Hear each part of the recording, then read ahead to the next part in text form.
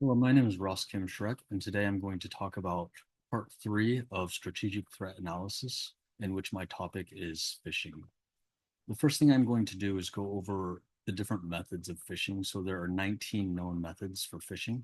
The first one is spear phishing, which is probably the most common, and this is where individuals of an organization are targeted. There's phishing, email phishing. Email phishing is also very common. HTTPS phishing, farming, pop-up phishing, evil twin phishing, watering hole phishing, whaling. So whaling is similar to spear phishing, except whaling targets somebody high up, for example, like an executive in a company.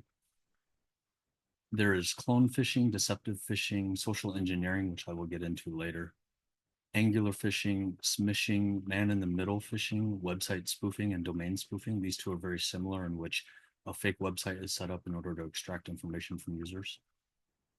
There's image phishing and there's search engine phishing. Okay, I'm going to share my screen with you.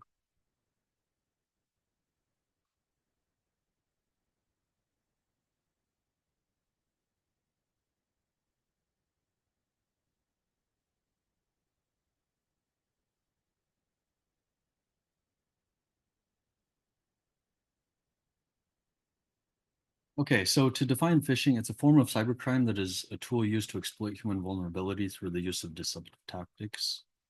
Um,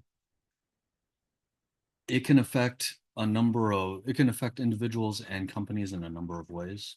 Um, One of those ways is through the network security of a company.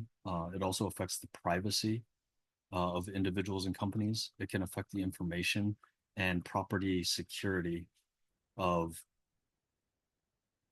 individuals, organizations, and even governments. So the arguments for phishing, first off, it has a catastrophic effect on organizations. It can lead to direct financial losses of organizations. Um, it can damage customer loyalty by tarnishing the reputation of a company. It can disrupt operations of a company, and even worse, it can lead to direct financial losses, as mentioned before. So I went through the 19 different methods of phishing. The most common is spear phishing, email phishing, and then there's website phishing. So the methods that we're using to analyze phishing, first off, we use laboratory experiments, which are controlled environments where participants are exposed to phishing scenarios. What we do is we use the participants as the main variable to see how they relate and respond to phishing scenarios. The variables also include susceptibility, awareness, and detection abilities. We also have field studies in which we test the effectiveness of programs that involve phishing awareness. So we experiment in real time on actual individuals in their natural environments.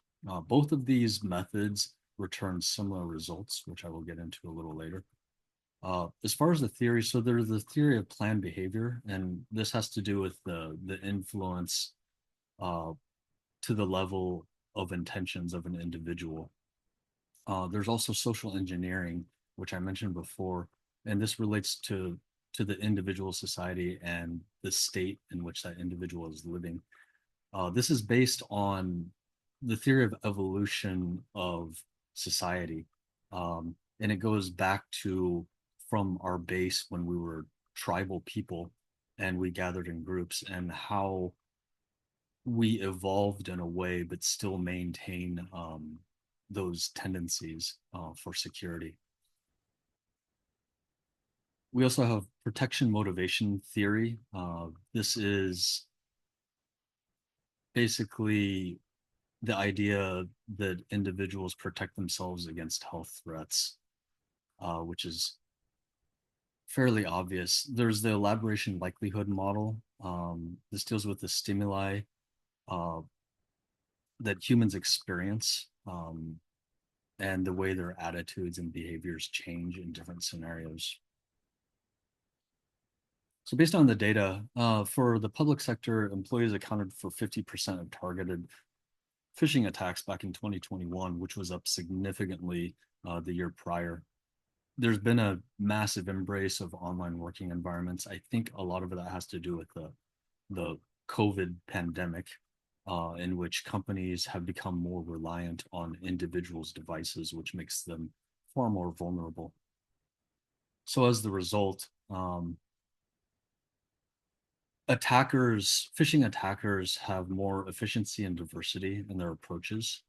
However, the governments are taking extra measures in order to counter these attacks through training and educational programs. So they've been initiating tests that have concluded that actually the biggest flaw and what makes us the most susceptible is the human element, just human error in this case. So some of the findings are about 41% of government employees could can confidently say that they can identify a phishing attempt. 131, I'm sorry, 1 out of 131 emails sent contained malware of some type back in 2016. 400 businesses a day in 2023 were directly, according to business email compromise. Um, and in 2016, there were over 250,000 attacks. So an estimated 37% of European businesses fell victim to phishing attacks in some form. And worldwide, roughly 62% of companies experience phishing attacks.